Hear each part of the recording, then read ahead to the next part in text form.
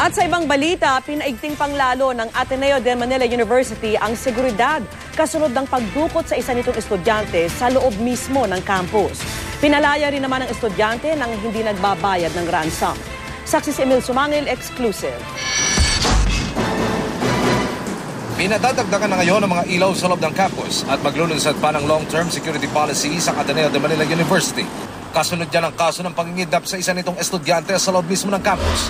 Kinumpirma yan mismo sa isang November 29 memorandum ng Office of the Vice President for Administration ng Universidad na si Father Nemesio Cue, SJ.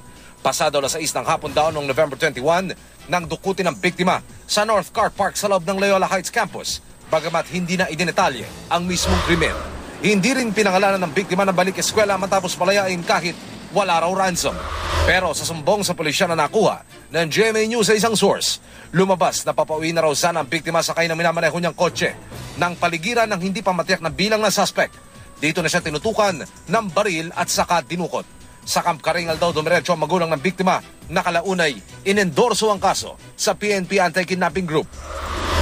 Bago niyan, may tumawag na rin daw sa Station 9 ng Quezon City Police District na nakakasakop sa Ateneo, pero sa gate pa lamang daw. Bigla na lang silang hinarang ng gwardiya at di pinapasok. So, pinapaliwanag naman ng aking deputy na para maimbestigahan at ma-validate kung totoo yung report. Ganun pa man, di pa rin kami pinagbigyan.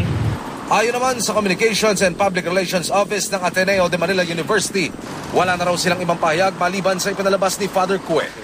Emil Sumangil ang inyong saksi.